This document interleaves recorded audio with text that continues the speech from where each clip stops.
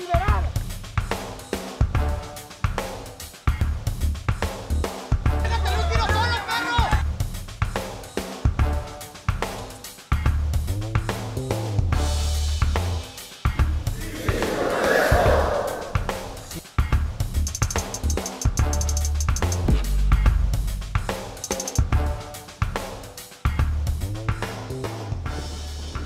Bienvenidas, bienvenidos, esto es Con Todo Respeto, el programa de opinión y análisis de Canal 44, la señal de todas, la señal de todos.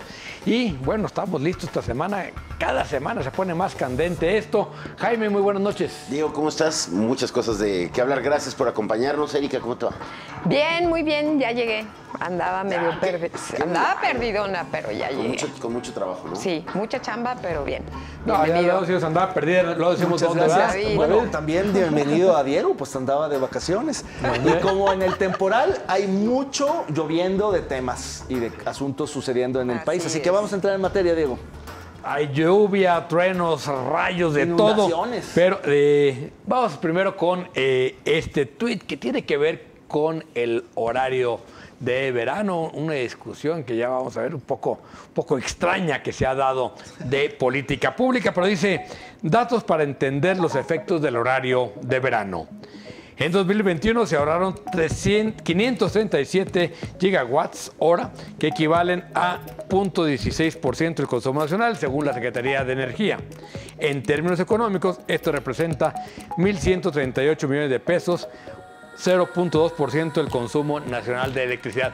Lo cierto es que los argumentos para echar atrás del horario de verano nada tienen que ver con ahorro de energía, con dinero, sino con, pues, hasta con el aura, dijo el secretario, ¿no? De Dios. Con cosas de Dios. Con cosas de Dios, el horario de Dios es el de Dios. Sí, claro, yo me acuerdo muy bien que Dios dijo, a ver, carnales, aquí es este uso horario, aquí este y aquí este, ¿no, Jaime? Un poco así, digo, es completamente absurdo los argumentos que están dando para darle vuelta al horario de verano.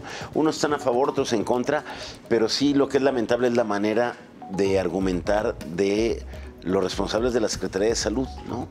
Un poco Claro, para el respaldar. secretario. ¿Mandé? Al secretario de Salud, ¿por qué le correspondería este tema? Bueno, Porque porque el hablaba de los efectos en la argumento del salud. presidente es que el cambio de verano provoca, en vez de ahorros, provoca más daños en la salud. Eso es lo que dijo el presidente. claro, pero no hay una explicación ni un debate, creo yo, sustentado para A ver, asegurar eso, ¿no? Yo creo que desde que se instauró el horario de verano hace, creo que 15 años, 15 años más o menos. 15 sí. años. ha sido muy polémico y muy difícil de entender.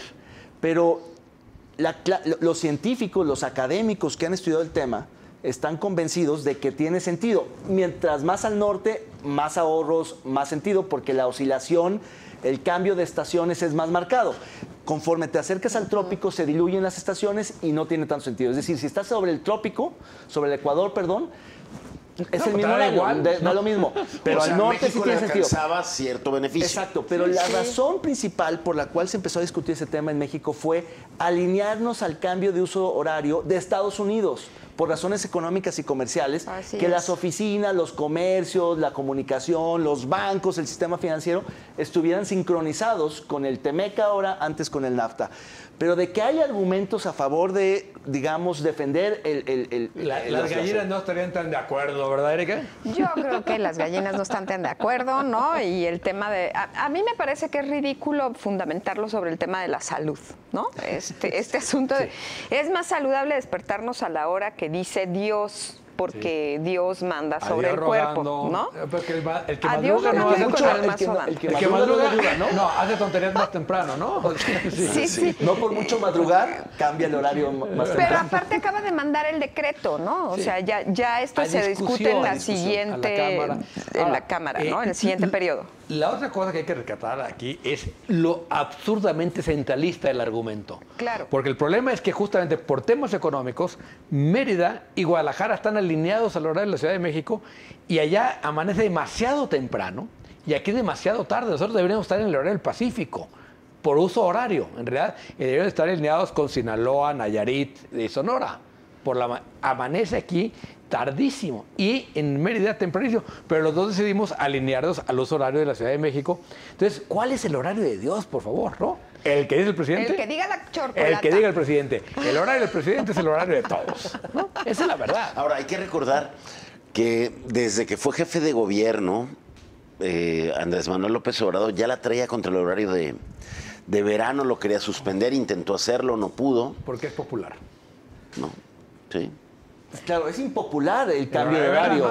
Es impopular. Echarlo para atrás. Pero en realidad, eso que dijiste, Diego, tienes toda la razón, pero aquí en México, por la anchura de país, tendríamos que tener más usos horarios como Estados Unidos, que tiene 4. Sí, que tiene Nosotros tenemos 3, Ahora, en realidad. también muchos lo han catalogado como la lista de distractores de los como grandes parte asuntos de del eso. país. O sea, Fíjate que luego metes un tema. Pero Pues sí, pero yo Para distraer la he escuchado conversación. argumentos que tienen que ver con la seguridad, ¿no? Y que a mí esos son los que me convencen un poco más en función de todos estos temas, porque las chicas, por ejemplo, que salen súper temprano a la escuela, dicen que prefieren salir con la luz del sol, Ah, bueno, ¿no? eso es por definitivo. un tema de seguridad y que eso las les da salen mucha más tarde del certeza. trabajo prefieren que a las 9 de la noche haya luz. Exacto. Y llegar a su casa con luz. Y el día no Exacto. ajusta En para fin, todas. el día no Entonces, ajusta para todos ni para todos. no, bueno, es que el Sí, a horario ver, de el Dios problema no es el mismo para todos. No es la duración del día, es la policía y la la inseguridad. seguridad. La seguridad. Bueno. Es que no hay Imagínate. suficiente digamos, Otra cosa iluminación en las diferente. calles. El cambio de horario no es la solución a la inseguridad. Ah. Sí, un horario beneficia Lo- efectivamente a quien sale muy temprano a la escuela y que sí es un horario de incidencia delictiva. No alcanza también a que quien trabaja en la noche salga también con luz de Lo día. que es una maravilla es nuestro secretario de salud, ¿no? Ay, sí, ya que se dijo, vaya. y además hay que empezar ya a meter esto de los saberes ancestrales y la biopatía como parte del Sí, esquema de salud. son Pero bueno, los remedios. vamos a cambiar de tuit porque en temas locales el tema del nombramiento de la próxima presidenta del ITAI está muy caliente. Álvaro Quintero nos dice lo siguiente. Extraña dentro de este empantanado proceso el silencio del empresariado jalisciense, quienes hace menos de un par de años se rasgaban las vestiduras defendiendo al INAI, el Instituto Nacional de Acceso a la Información. Pero tal parece no importarles que en Jalisco el ITEI, el local, quede sin autonomía y el servicio del gobierno. Me parece que tiene toda la razón Álvaro Quintero. Gran tuit de Álvaro Quintero, que por cierto es uno de los corruptólogos más destacados a su corta edad, recién egresado del ITESO. Está ya trabajando en el área anticorrupción del IMSS. Hizo ya un posgrado, ¿no? Sí. En Londres, sí. Especializado en gobernanza y corrupción, precisamente en Sussex.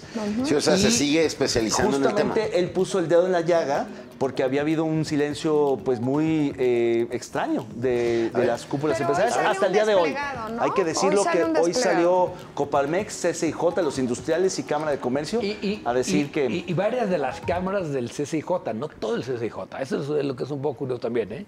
Es Creo cierto. que hay. Es cierto. Pero bueno, sí, muy lentos los empresarios, muy mal en este proceso, se ven demasiado pegados a una voluntad del gobernador, que la voluntad es pues que sea el disponer de las instituciones públicas. Bueno, hoy se sacuden un poco, pero sí, todo el sector empresarial había perdido esa característica de contrapeso que tuvo en algún momento.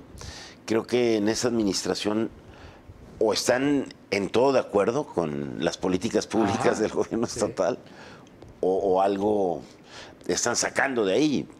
Y creo que hoy lo que comenta Álvaro de este proceso del ITEI los hace despertar, porque además del desplegado, hoy ¿Hubo declaraciones? expresaron ahí sus posicionamientos en el sentido de que se repite el proceso. O sea, de que De reponerlo. esta obstinación de los diputados de ignorar al Consejo Consultivo del Instituto de Transparencia, de minimizar que las universidades no quieran participar en el proceso por no legitimar un proceso abiertamente desaseado, pues qué bueno que ya despertaron los empresarios y hoy están pidiendo que se reponga el proceso. Creo que Con los corrigen. empresarios se cierra un poco el círculo porque habían estado las universidades que estaban directamente implicadas por su presencia en el consultivo. las organizaciones de la sociedad civil muy activas como siempre, y faltaban justamente las asociaciones empresariales, las famosas cúpulas, y se les extrañaba, porque históricamente habían ocupado un espacio que le correspondería más a la sociedad civil o a las organizaciones de la sociedad civil. Muchos tiempos se prolongaron ser representantes de la sociedad civil. Claro, ¿no? pero Claro. entonces, pero de pronto se convirtieron Pero hoy tienen una bancada. en trampolines, en avales, incluso muchos de ellos haciendo negocios en los comités de Yo diría que adquisiciones. están regresando a lo que siempre fueron. Hubo un pequeño periodo ahí extraño en que no se acababan de acomodar con el gobierno y ya se volvieron a acomodar.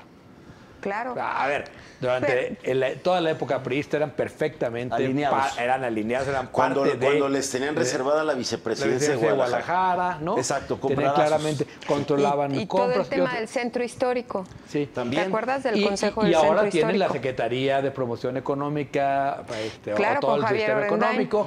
En fin, me parece que sí hay una relación ahí que no es muy sana Pero entre el incluso gobierno. los medios de comunicación, con todo respeto para Con todo mis respeto. compañeros periodistas, eran los que les reconocían ese carácter autoabrogado de representantes de la sociedad civil. Sí. Es decir, la voz de Coparmex era como de una organización de derechos humanos, Sí. cuando en realidad tienen Pero, a ver, intereses ahí en conflicto permanentes, ¿no? En algún momento vimos a Pablo Lemos como presidente de Coparmex Sí. protestando frente a la Auditoría Superior.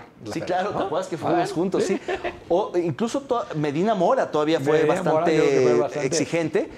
Claro. Tomó distancia, ¿no? Pero bueno, y vamos a ver si no hay nada más sobre este tema, Erika. No, te vi que te quedaste con ganas de aventar un tirito. No, a mí la bancada esta empresarial que tienen en San Lázaro me parece que también es un signo muy importante. Es una bancada de empresarios asociada al AMC. Que ha tenido una actuación muy discreta en lo que va de la legislatura, ¿no? Pero totalmente Pero no puede ser de conservadora, esa manera, porque sí. está ahí para impedir las reformas en pro del aborto y un montón de reformas que Son están el Bronx ahí en Fifi. meta. Claro. Entonces a mí no me extraña Manhattan. que guarden silencio cuando tienen una mini bancada colocada ahí, cuando tienen un secretario de promoción económica, ¿no? Que pues es el que hace los puentes. Exacto. A ver, pero insisto, lo extraño fue el rato en que estuvieron, digamos, un poco Sí, claro. más del lado de la sociedad civil que del gobierno. Claro. Pero bueno, a propósito del tema de la refinería de Dos Bocas, que se inauguró la primera etapa, me acordé muchísimo, no sé por qué, de Peña Nieto inaugurando las pruebas dinámicas del Ay, tren sí, ligero. Las qué nuevas bonito. dinámicas, el nombre Las fue nuevas buenísimo, es una joya. Ay, qué Acá bonito. inauguramos la primera etapa de una refinería que algún día funcionará y ahí Que mismo sigue en Rocío Nale nos construcción. dijo pues que estaban esperando nomás que llegaran las torres de refinación, que todo lo demás estaba listo. Bueno, la pregunta es, ¿tendremos autosuficiencia en gasolina y diésel con la inauguración de la refinería de Dos Bocas? El 29% dijo que sí, 71% dijo que no. Si se cumple la palabra del presidente, vamos a tener más capacidad de refinación que petróleo. Eso sí va a ser un poco complicado, pero bueno. Y hasta Imagínate. enero del 2024. No. Los que saben dicen que hasta el 26 saldrá el primer litro de gasolina. O sea, iba a ser otro presidente.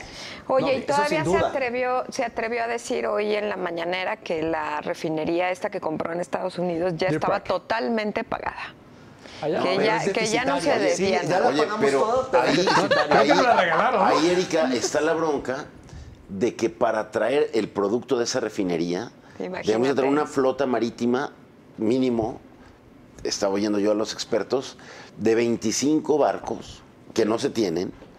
No hay un Ducto. ducto No hay en el un que te lo poliducto. puedes traer el producto y la logística te encarece muchísimo lo que está Qué allá. ganas de verle el lado gacho de las cosas, Sí, ¿verdad? Tú eres de los que de le quieren verdad. que le vaya mal a Tú eres de Jalisco. los que quieres que le vaya a mal. Jalisco, a México y Sí, a no, Tlaxcala no. también, no te hagas.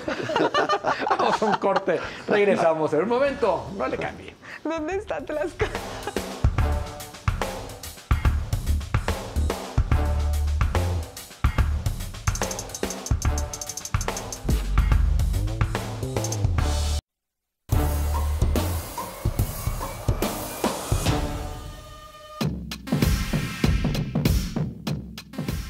El viernes pasado fue inaugurada la oficina sede de la refinería de Dos Bocas, llamada Olmeca de Dos Bocas. La obra se entrega sin tener la capacidad de refinar, pero la intención de Andrés Manuel López Obrador es que México deje de comprar gasolina. Las críticas son por la obra entregada pero incompleta, y además por la apuesta de las energías sucias que promueve el gobierno. Al igual que en el caso del Aeropuerto Internacional Felipe Ángeles, el presidente Andrés Manuel López Obrador se autoanota otro logro de gobierno con la culminación de la refinería Dos Bocas en Tabasco y, de paso, celebra el llamado cuarto año del triunfo democrático histórico. La fiesta privada, solo para colaboradores y algunos trabajadores de Pemex, fue literalmente para tomarse la fotografía y varios videos en este proyecto realizado sobre humedales y con un costo de 14,000 millones de pesos, pero que arranca solo en etapa de pruebas.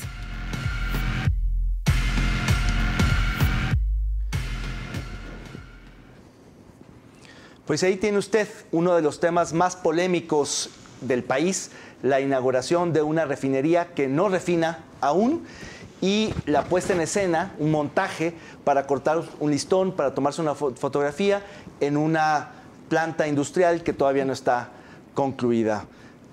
¿Cómo la ven ustedes, Diego? Yo creo que si algo ha quedado claro con López Obrador es que es un maestro para imponer el tema de conversación, ¿no? Para estar, digamos, generando temas, desviando la atención de aquellos que son realmente críticos. Estamos discutiendo si se inauguró o no una refinería, que en realidad no está inaugurada. La refinería no funciona. Que funcionen las oficinas está bien. Se les olvidó que había que pedirle permiso a la CRE y un día antes estaban ahí sacando permisos urgentes para usarla poder producir energía. Pero finalmente estamos discutiendo un tema que a nadie le debería importarle, porque es una refinería que no funciona, ¿no? Que no va a funcionar, que si algún día funciona está muy bien, que bueno, pero lo hizo para festejar el 4 aniversario de su triunfo en las elecciones del 18, el 40, dijo él, en un lapsus, ¿no? Parece que sí se ha hecho un poco largo el trecho, pero me parece que lo absurdo es que, o la genialidad de él, es que estemos discutiendo estos temas. Un símbolo. Es este juego de símbolos del gobierno de la 4T y de Andrés Manuel López Obrador, que luego sus seguidores, sus asesores en comunicación, construyen una narrativa que se vio ese día de Dos Bocas, de decir, a ver, Calderón quiso hacer una refinería y no lo logró. Andrés Manuel, además de una refinería, ya hizo también un aeropuerto que tampoco Peña pudo hacer. Cuando el aeropuerto ni funciona, cuando una refinería no produce, no refina, pero sin embargo ya hizo los actos de inauguración de cosas que no están funcionando. El aeropuerto, pues la verdad es que no ha resuelto nada de toda la presión y la sobrecarga que tiene el aeropuerto de la Ciudad de México actual, ¿no? De Benito Juárez, y que ya todo mundo va con retrasos. Y yo diría, el tema que vamos a ver al rato de Julian Assange y de su eventual sentencia en Estados Unidos para luego querer quitar el Monumento a la Libertad, eso es para ya no hablar de Dos Bocas, que eso es un verdadero fracaso. Claro, Erika, ¿tú cómo lo ves? Pero de eso platicamos después. Sí. Fíjate que hoy a mediodía con Loret salió una entrevista sobre una investigación muy fuerte que le están haciendo a Rocío Nale en torno a la cantidad de amigos, familiares nepotismo y total, compadres, ¿no? Y demás que se han hecho millonarios a partir de los negocios de Dos Bocas, ¿no? Empresas que sacan fotocopias, empresas que sacan no sé, acero, N cantidad de cosas. Es una maravilla todo lo que están haciendo para comprobarle a esta mujer la cantidad de contratos, ¿no? que hizo alrededor de este negocio. Eso va a ser muy interesante, ¿no? Porque esa es una parte que me parece que es fundamental en este trayecto. Y por lo demás, bueno, yo creo que el presidente ya ha comprobado que es un maestro de la estafa, ¿no? De la estafa verbal, de la estafa en términos de inteligencia, cree que nos ve la cara de tarugos, ¿no? Con todo lo que está haciendo. Y más que comprobado está que las pruebas, si bien nos va, terminarían hasta el 26, ¿no? Las pruebas para saber si refinamos o no refinamos y qué es lo que está pasando, el tema de que no quieren que entre la prensa. A mí me parece que parte de lo más oscuro de este gobierno es Dos Bocas. Seguramente con la precipitación para inaugurar estas obras vamos a encontrar muchos casos de corrupción. Sí, sí, porque ahí está. en esa premura es cuando más suceden ese tipo Ahí de está. cuestiones.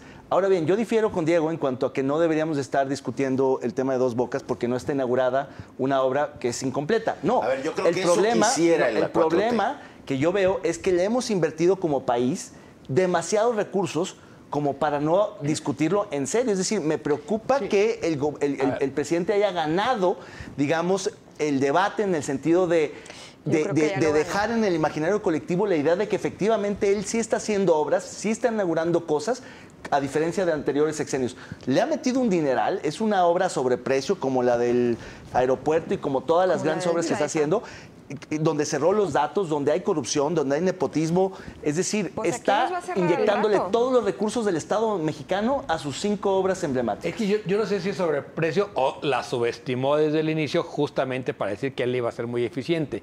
Pero lo que yo digo es que, a ver, es una obra que no está terminada. ¿Sí? Decíamos, igual que cuando inauguraron el tren ligero con Peña Pero no Nieto. podemos esperar a que la Y- acaben para juzgarla o evaluarla, ¿no? No, pero está diciendo es que discutiendo si hay refinería o no hay refinería, si vamos a refinar o no. No, ahorita no vamos a refinar nada. O sea, hasta que no esté terminada la obra, no tenemos capacidad de refinación. Estamos hablando de lo que vamos a refinar, no de lo que Claro, estamos pero en refinando. una obra de decenas de miles de millones de pesos, uno no puede esperar a ver si es el 24 o el 26. a ver. O sea, tendría que haber etapas que Les se va a puedan servir evaluar claramente, ¿no? parcialmente y decir... no, Es totalmente opaca la obra como todo lo que hace el Claro, presidente y por claro. eso mete Eso es gravísimo. a las Fuerzas Armadas o acá en este caso a sus nada más tienen control de la obra.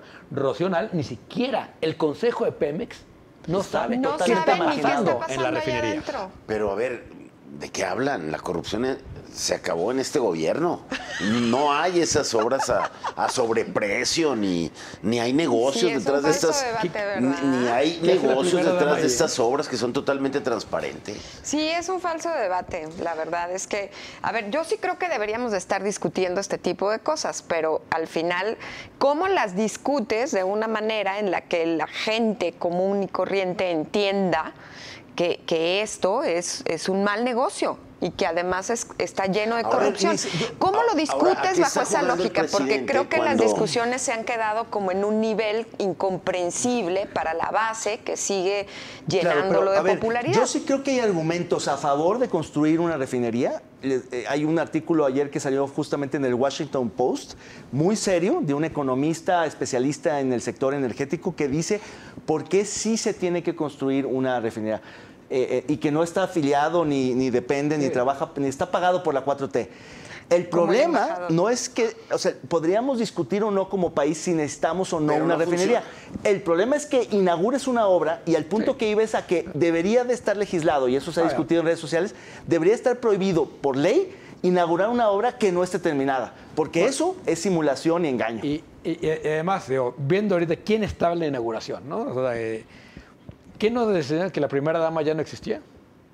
Ahí estaba la primera dama. pero ahí Que está- ahí ahí está estaban en algunas todos de las lados. corcholatas y los militares, ¿no? O sea, el Bueno. acto de inauguración, lo están cortando el listón, es de horror, porque es lo que están mandando el mensaje es cómo está de Marina, por ejemplo, de que la no tiene Marina, vela en ¿no? el entierro. Ahí que estaba. están Es que controlando el ellos país son de una los que manera distinta. construyeron la refinería. La Discúlpenme. Marina no.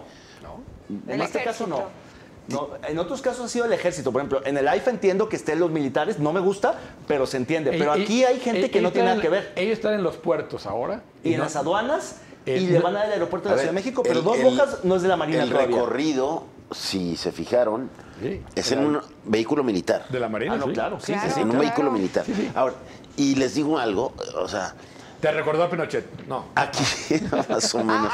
No, aquí lo preocupante es que esta misma historia que ya vimos en el AIFA, que ya vimos aquí en Dos Bocas, se va a repetir en el Tren Maya. Por Y eso se va a servir repetir para el tour. en el transísmico. ¿Y cuál es la El otra? transísmico ya no le va a dar ni tiempo ni dinero. No, ya ese- no, ese ya no se está hizo. cancelada la quinta obra presidencial. Va a Ay, ser nada mira, más parecen AIFA, Minions. Dos Bocas, Tren Maya y párale de contar. Y creo, bueno, y los bancos aquellos del bienestar que tampoco están funcionando, digo, el presidente no sé qué cálculos tenga y si siente que esto no le va a afectar No, al contrario. en la eficacia No, de claro, su gobierno. claro. Por supuesto, claro, pero a largo claro. plazo. Vamos a a la siguiente sección, a comentar la imagen de esta semana, el meme.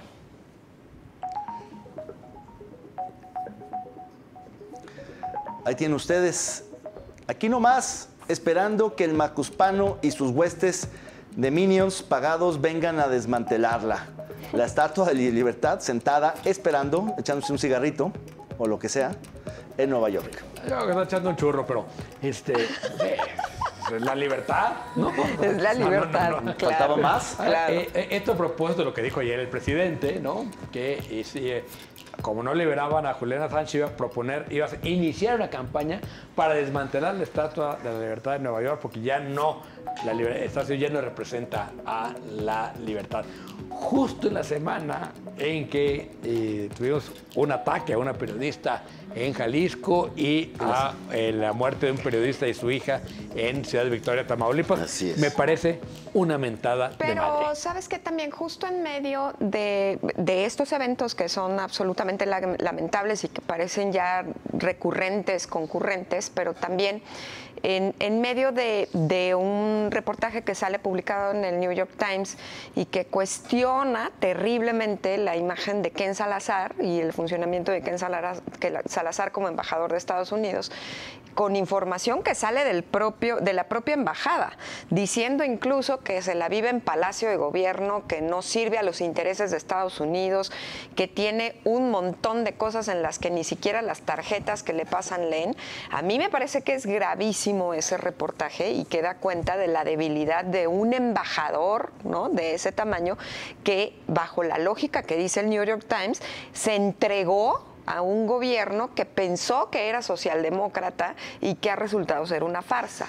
Eso dice. Fíjate que casi el mismo tono, Raimundo Rivapalacio lo escribió hace 3 semanas, donde también escribe y dice que Ken está entregado a Andrés Manuel López Obrador. Señal de que ahí andaba más o menos. Y lo peor es que este cuate, el presidente, cerquita. no sabe el daño que le hizo a Assange, ¿no?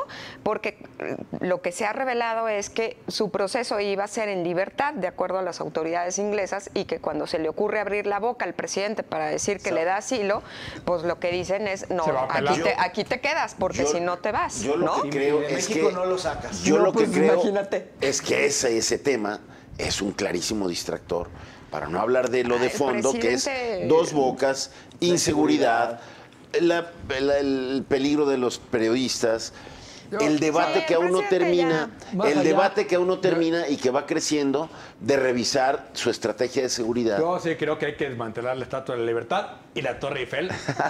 También, porque la modernidad fue un fracaso. Vamos a unirnos a esa campaña, pero después del corte. Vamos a un corte rápido y regresamos. Seguimos aquí en Con Todo Respeto.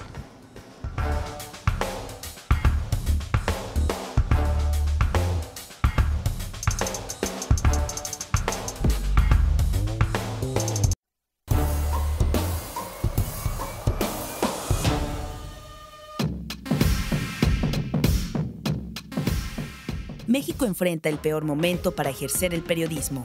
Un día antes fue asesinado Antonio Cruz en Tamaulipas. Suman 12 periodistas asesinados en 2022. ¿Qué se requiere para que la violencia pare? El periodismo en México vive sus peores momentos en estos primeros 6 meses del 2022, con un saldo de 12 periodistas asesinados hasta ahora. Pero más grave aún, un promedio de un ataque cada 11 horas a la libertad de expresión y sus representantes. Solo esta semana que acaba de terminar, en Tamaulipas, fueron víctimas de homicidio Antonio Cruz y su hija, por hombres armados que los interceptaron al salir de su casa. Luego, en Puerto Vallarta, Jalisco, nuestra compañera Susana Carreño fue atacada al término de una transmisión en vivo desde el ejido de Puerto Vallarta y después de dar voz a integrantes del ejido que son presionados para ceder ante el desarrollo inmobiliario. El escenario se complica cuando a nivel federal y estatal le dan la espalda al problema. El gobernador del estado, Enrique Alfaro, emite un juicio apresurado presumiendo que el móvil, en el caso de la agresión a nuestra compañera, fue el robo.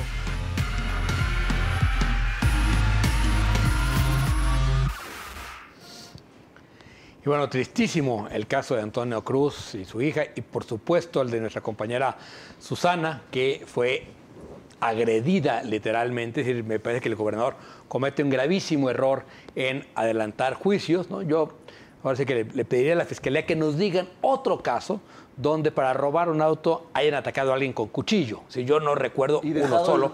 Y dos, y que en realidad no fue un robo de auto, sino intercambio, ¿no? O sea, sí, te cambio el mío por el tuyo. Sí, un intercambio en el que sale perdiendo la parte agresora. Muy generoso, por Sí, cierto. muy generoso, la parte agresora.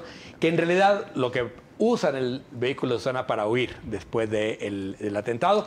O sea, creo que hay muchísimos elementos para pensar que no es un accidente. Y luego aparece la camioneta de Susana con todo el equipo atrás. O sea, sí. A todas luces no es un asalto, es un aviso, es una intimidación al trabajo periodista. No, es un intento de asesinato. Un aviso es un intento con un cuchillazo en el cuello. Que ella se salva porque se aprieta la herida. Porque ella sola se aprieta.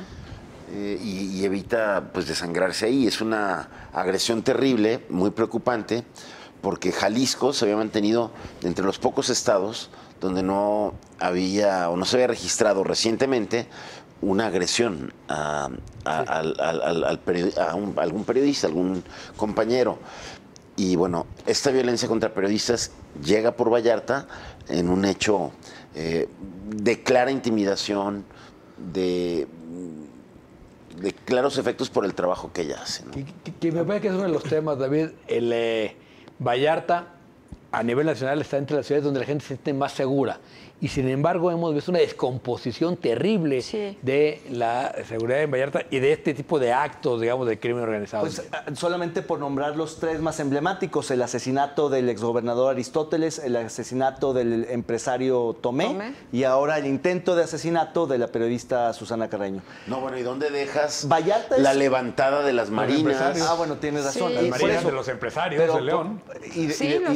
Paradójicamente, el levantamiento de los chapitos. Hay una percepción de seguridad, incluso una calificación de buena calidad de vida, pero, digamos, al margen de la vida cotidiana, para ciertos personajes que sean objetivo, como en el caso de la periodista o de las marinas, o que estén involucrados en el crimen organizado, como algunos narcotraficantes, para ellos, paradójicamente, es tremendamente peligroso, pero para los turistas y la gente de Vallarta no lo es tanto, a pesar de que en realidad se está descomponiendo mucho, ¿no? Sí, pero que se está descomponiendo una vez más, ¿no? El asunto que nada más quería comentar rápidamente es que me parece que la reacción de los gobernantes, tanto de López Obrador como del gobernador y de otros gobernadores del país, es más o menos la misma. Es increíble la manera en que quieren minimizar el hecho normal, decir que se trata de un asalto, de un delito del fuero común, que no es extraordinario, que no tiene que ver con la labor periodística, como si eso lo fuera a resolver. Es decir, me parece que el gobernador pudo haber reaccionado de manera distinta. Creo que salió rápido y con un poco más de empatía y sensibilidad le hubiera dado la vuelta al asunto. Hubiera estado del lado, digamos, de la víctima y apoyando como quizá era su intención, pero el hecho de querer nulificar la intención fue lo que lo deja. La regla los dos, Erika, el gobernador y el presidente. Bueno, pero ya es costumbre, yo creo, ¿no? O sea, si hay algo que, con todo respeto lo digo, si el gobernador hay algo que no tiene, se llama empatía y se llama sensibilidad hacia las víctimas, ¿no? Ahora, yo sí creo que Susana Carreño tiene una historia en el periodismo y la defensa de los derechos humanos y de las mujeres en específico que es de larga data. Ella siempre ha estado enfocada en esos temas. Un tiempo fue muy crítica sobre la situación de los feminicidios, la violencia contra las mujeres y la trata de personas en Puerto Vallarta. Y ahora está muy enfocada en el tema del negocio inmobiliario, sin soltar los otros temas, porque siempre ha estado en esa lógica. En esta fase y que entonces, mencionas. Entonces, en esa parte me parece que es muy preocupante que no solamente estén atentando en contra de una mujer que es periodista, sino que también de suyo es defensora. porque esa es la característica de Susana. Susana es defensora también, ¿no?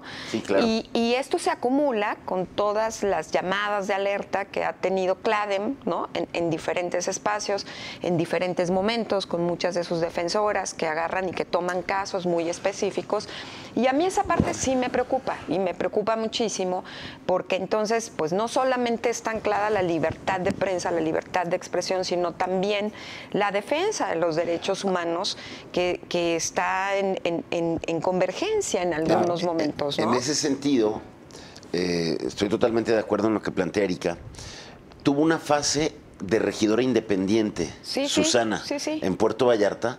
Fue la única integrante de ese cabildo, que ya no es cabildo, en aquel momento sí, ahora es el ayuntamiento, la única que levantó la voz por la desaparición de un regidor, ahorita no recuerdo su nombre, un regidor que entra por MC, pero luego por diferencias con el alcalde se hace independiente, y es un regidor que desaparece.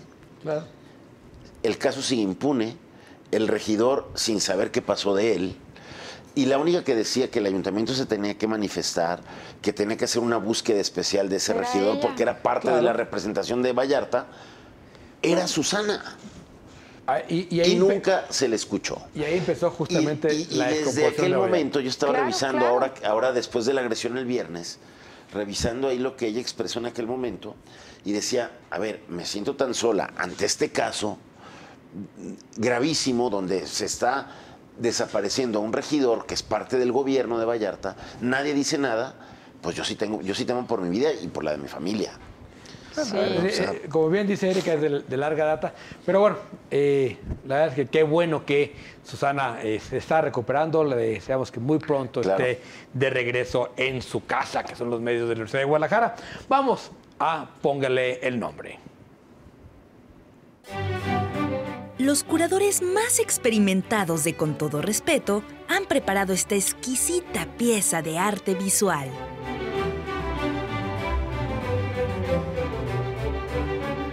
Usted, póngale el nombre.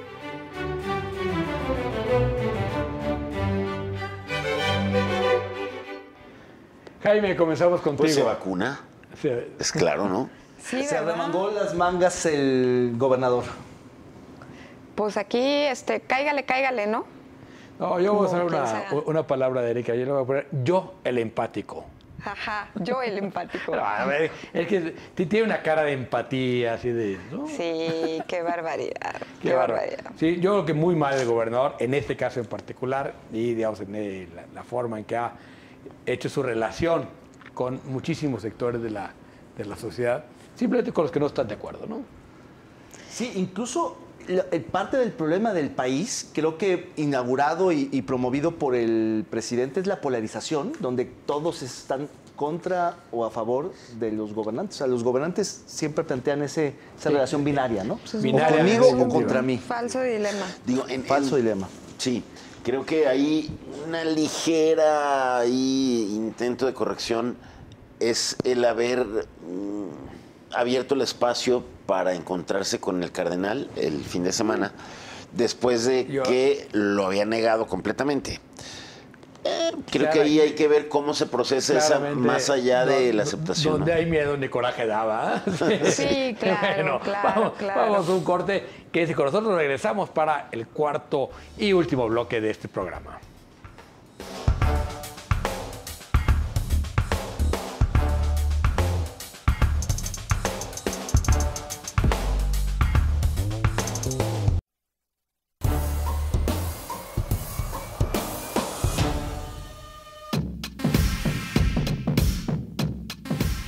Más allá de lo cómico que puede llegar a ser el gobernador de Nuevo León, Samuel García, la crisis del agua en el norte de México pone en evidencia la falta de una política que busque la sustentabilidad del recurso hídrico. El gobierno estatal enfrenta un escenario complicado para dotar a una de las ciudades más grandes del norte del país, pero sin suficiente agua. La escasez de líquido, cuya recuperación solo depende de un buen temporal, pone en evidencia la falta de infraestructura y, sobre todo, de una verdadera política pública nacional que ponga primordial atención en la parte norte del país. El gobernador Enrique Alfaro enfrentó una nueva crisis al señalar que no existen retenes del crimen organizado en Jalisco. Ante ello, el cardenal Robles Ortega tuvo que salir a explicar el modus operandi con el que sus sacerdotes tienen que seguir para poder trabajar en las zonas rurales. Al final, el cardenal y el gobernador tuvieron que sentarse a platicar el sábado pasado. En la historia de un debate perdido se convirtió la discusión en la que se enfrascó el gobernador Enrique Alfaro, que tras un video de un grupo armado llegando a Tizapán y el cardenal Francisco Robles, que aceptó la existencia de retenes en la zona norte del estado, que incluso a él lo han interceptado, se atrevió a desmentir al jerarca religioso. En el estado de Jalisco no hay ningún tipo de retén de grupos criminales en las carreteras. En este estado está garantizada la libertad de tránsito.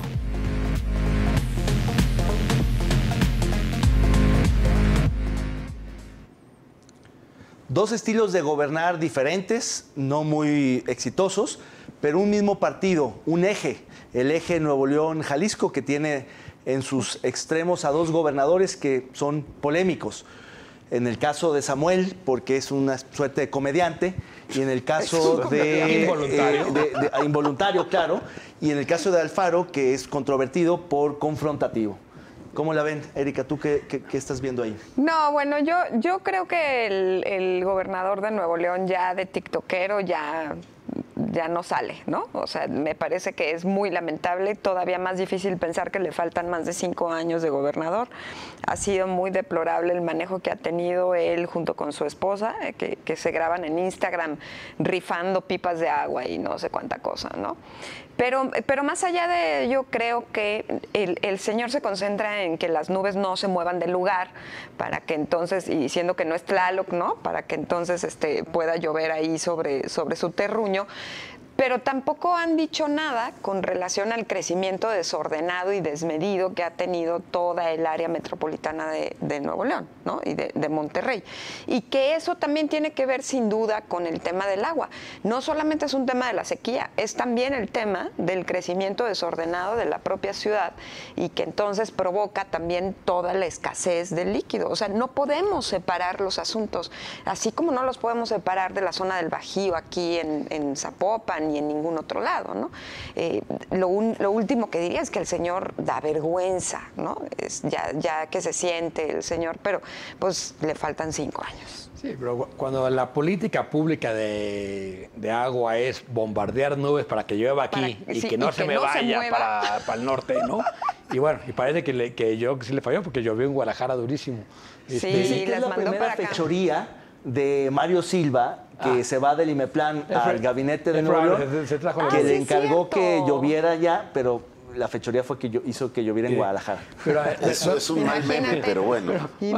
Más allá de las drogas, sí creo que evidencia, uno, la falta de política de dotación de agua en las ciudades, de cómo se ha politizado el tema de la dotación de agua y dirá aguas en Jalisco, en Guadalajara particularmente, no estamos lejos de una situación así. Así es, así es. Tenemos un clima, digamos, un poco con más precipitación, pero el problema de infraestructura es muy similar, la falta de infraestructura, proyectos inacabados, etcétera. Y la otra, digamos, sí creo que Samuel es un personaje que nos hace ver cómo cuando los comediantes se convierten en políticos no funciona. Es decir, no siempre está el caso de Zelensnik en Ucrania y no lo ha hecho mal. Bueno, a lo mejor si hay guerra en Nuevo León nos sorprende. Samuel, por lo pronto yo no le daría un... Es totalmente lamentable la postura asumida por este gobernador de Nuevo León ante la gravedad del problema de agua en Monterrey. No sé quién lo asesore, pero el hecho de salir a decir que él qué culpa tiene, desde la primera que salió a cuestionar que por qué le reclamaban a él si eso era tema federal, el agua. Y ahora con lo de la nube, no, bueno, pues... No, y aparte previo a eso, que dijo que no necesitaba de la ayuda de nadie, ¿no? Porque reclamándole a todos los gobernadores. Cuando hay un huracán, ahí estamos. Cuando hay un terremoto, ahí estamos. Y ustedes no nos dan nada. Agua, okay. ¿Cómo mandamos agua? Nubes, mande nubes, carnal. Sí, ¿verdad? O sea, ¿le soplamos o qué? Usted diga. Alimentaria, no es de otra índole en donde, o de un temblor, perros rescatistas. Es un inútil ese hombre. Es realmente limitado. pero es que vive en un TikTok y cree que está en campaña permanente y todo este show, este montaje de ir a repartir garrafones y tinacos, qué patético. tiene un límite, o sea, sirve, digamos, como un símbolo en un primer momento, pero después no puedes pasártela como gobernador haciendo esos shows. Y la verdad es que hay una decepción bien profunda en Nuevo León, donde dicen, ¿cómo es que cometimos el mismo error por segunda ocasión? Es decir, si con el Bronco Rodríguez les fue mal, ahora con este señor García les puede ir peor. Yo creo que podrían escribir un gran libro de política y de campañas porque electorales. Todo lo que no debe de dicen los hacer. que ponen a Aquí esos está candidatos? Samuel. Mira, yo voy a sintetizar con lo que puso Erika sabiamente en un tuit. El problema es que no le sube agua al tinaco a este señor, ¿no? Sí lo puse, Está ¿verdad? clarísimo. No es falta de agua, es que no sube. No le sube el agua al tinaco. No le Oigan, sube, vamos a no la le siguiente sube. sección de La Neta No, la gustada sección, dice Jaime Barrera. Vamos a ver qué hay esta semana. Sí, vamos a la No, neta, nos no. faltó- nos faltó el debate ya al te Faro. equivocaste, nos faltó el David, debate ¿cuál? de Alfaro. El debate del Faro. Es que... Sí, no, bueno, pero...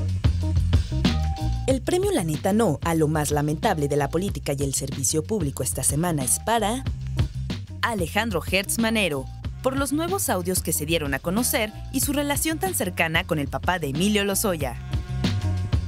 Enhorabuena.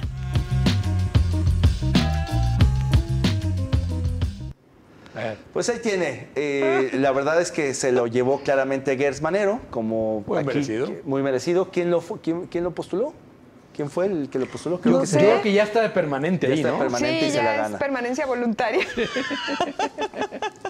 Bueno, antes de proponer a los nuevos nominados de La Neta No para la próxima semana, vamos a recuperar la segunda parte del debate de la sección, que tiene que ver justamente con el gobernador de Jalisco. Bueno, ya lo Enrique comentábamos, Alfaro, ¿no? Creo que sí tuvo... Yo decía que el ejemplo cunde luego. Y la actitud del gobernador ante este testimonio que da el cardenal Francisco Robles, decir, esto está cada vez peor, yo no puedo ir a la zona de los Altos porque hasta a mí me han detenido, da santo y seña, y aparece el gobierno diciendo, es muy irresponsable decir eso, y ¿por qué no va y denuncia? No, una actitud de confrontación Y de reto, ¿no? Retadora. igual que pues el presidente con el tema de esta petición de la Compañía de Jesús, Del todo el episcopado del mexicano. episcopado, decir, es momento de hacer una evaluación de la estrategia de seguridad. Creo que el presidente sigue en esa línea. Hoy dice una serie de cosas, ayer y hoy, terribles, ¿no? Ya Una barbaridad. el líder de Krill, el jesuita que está en Krill, muy cerca de Javier, le dice, a ver, discúlpeme, señor, no hay ninguna mano negra, pues yo lo único que estamos pidiendo es que se debata. Creo que ahí, lo que decía, creo que aquí hay una pequeña corrección en decir, mejor voy, me arreglo, escucho la crítica, pero hay que ver qué pasa después de eso. Pero a ver, lo que es absurdo es que el gobernador pida que haya una denuncia pública Eso. de que hay un retén, cuando él sufrió eso en campaña Claro. y nunca fue a denunciar. Claro. ¿No? Él hizo una denuncia pública en la campaña de que los habían detenido, ¿sí? Y nunca denunció. Entonces, Oye, Diego. me parece que sí, es absurdo pedir que alguien denuncie. ¿Con qué pruebas? ¿Les vas a tomar fotografías con el celular? Sí, pero también es absurdo que antes o durante el proceso en el que el cardenal se entrevista con el gobernador, que creo que fue el sábado, si no mal recuerdo, Sí. del viernes al sábado comienzan a circular en muchos chats de WhatsApp un mapa del estado de Jalisco con una suerte de 32 puntos No, 17, lo hizo identificados. Jaime. ¿No? 17, ¿no? En el ¿Tú Informador. lo hiciste, Jaime? En el equipo del Informador, la Pues redacción del empieza a Informador. circular por todo el WhatsApp. A ver, es y que- todo mundo comienza a decir, no circules por aquí, mejor vente por acá, mejor vete por allá. Oye, pues es que cómo es posible, ¿no? Que entonces no están midiendo la fuerza con la que navega ese tipo de información por otro tipo de vías, como son los chats y las redes sociales de quienes solemos salir mucho al interior del Estado, y lo que el mensaje quiere mandar, ¿no? De haberse sentado con el cardenal. Volviendo al tema de la reacción del gobernador, a mí me parece que cualquier ciudadano, incluido un religioso, tiene el derecho a decir públicamente en los medios Claro. lo que le está ocurriendo o lo Claro, que cree que cualquiera. deba denunciar. Es decir, nadie está obligado a hacer una denuncia formal en la fiscalía, porque además sabemos que muchas de esas denuncias no prosperan, son pérdida de tiempo y que incluso son utilizadas como chantaje. Cuando ya te dijo el gobernador hace 2 años que está infiltrada. Está infiltrada. Entonces, Sí, no. Pero que ahí regañe, está un que problemón. reprenda así al cardenal, que le exija una denuncia formal, que le diga que es irresponsable denunciar. Al contrario, qué responsabilidad tan admirable la del cardenal denunciar él que las cosas andan mal, porque ¿quién lo haría? ¿Un párroco? ¿Un campesino? ¿Un productor que va en la carretera, que lo asaltan, que lo extorsionan? Y no que solamente habló de retenes, habló de algo que Derecho de piso. que nadie había dicho, de las fiestas patronales. Claro, que claro. tienen que pedir Sí, es permiso cierto. y tienen que compartir ganancias. Sí, es Eso cierto. era Gravísimo. Lo vamos a dejar Inédito. eso para Es cierto. otro momento, porque Yo sí creo es que muy vale la delicado pena, y ¿eh? amerita una discusión a fondo. Sí. Ahora sí, vamos a nominar a la neta no de la próxima semana. Jaime, comenzamos A ver, contigo. yo he insistido con este tema de la Estatua de la Libertad, me parece un sinsentido, más aún a una semana de que se va a sentar con el presidente de Estados Unidos, Joe Biden. Creo que luego al presidente le falla la importancia de la relación bilateral con Estados Unidos. No, yo por proponer al gobernador Alfaro me parece que fue una metidota de pata esa reacción y otra vez... ¿Cuál de las dos? No, pues la de regañar primero al... bueno, las dos. Regañar al Y lo de cardenal Susana. y adelantarse las conclusiones de lo de Susana. El empático me parece que lleva una buena nominación.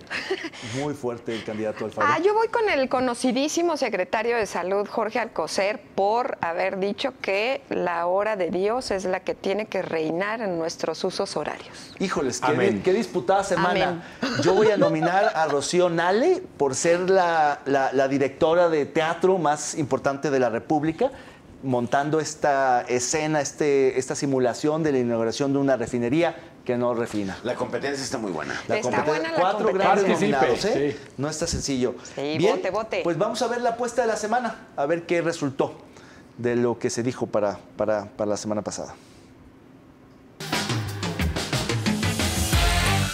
La apuesta de esta semana fue: ¿se quedará Morena con la presidencia del ITEI? Enrique dice que sí se queda, Jaime y David que no.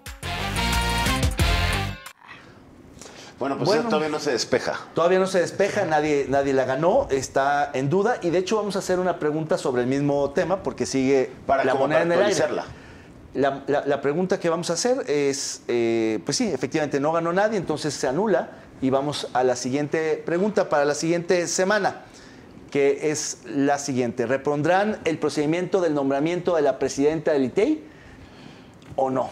A ver, ¿Qué dices, Jaime? Ya el Consejo Consultivo del INE ITEI. del ITEI ya se pronunció porque repongan el proceso. Las universidades retrasados, pero finalmente ya hablaron los consejos, los organismos empresariales. Creo que los diputados están presionados, pero les va a valer y no la van a reponer. Yo creo que lo van a reponer y va a ganar la misma. Que esa es todavía más sofisticada esa jugada. Sí. Eso es más Yo cinismo. como me toca ser optimista por el tema de la chamba, yo sí creo que la presión Oye, social... el CPS que ha dicho, El CPS es el que ha ¿Qué es articulado el las CPS? voces. ¿Qué es el el CPS? Consejo de Participación Social, el Comité El de comité. Participación Nos Social del pronunciamos Sistema desde un Anticorrupción. principio porque se Pero tú vas repone- porque se repone. Sí. ¿Tú, Erika? Yo también creo que se repone, pero porque además me parece que los diputados y las diputadas tienen un peso muy fuerte justo en esa designación para que entonces salga limpia la de la Comisión Estatal de Derechos Humanos. ¿Se lo van a reponer? ¿O no? Sí. ¿O no? Se repone. Sí, se repone. Entonces tú dices que no, No. que sí, pero interesante, porque Diego hace una doble a la apuesta. Pues, o sea, es que yo- La lleva al límite, dice, no solo sí van a reponer el proceso, sino que van a queda simular la y van a la poner misma, sí. a O sea, va la a que ser una siempre hora, pensaron. La simulación es la simulación Esa es una y hay apuesta- que llevarla al límite. Amerita, O sea, es amerita doble una botella. simulación. Sí, Esa- amerita una de whisky. amerita una buena de whisky. Ay, Es una Dios. gran apuesta porque dobló. Qué dobló. bueno, porque yo Va siempre a soy pagar- invitada. Vamos a pagar por ver. Bien, pues eso ha sido todo por hoy, amigos y amigas, en este programa de Con todo respeto, el programa de análisis y debate de la Universidad de Guadalajara. Nos vemos la próxima semana, como siempre, en el canal 44.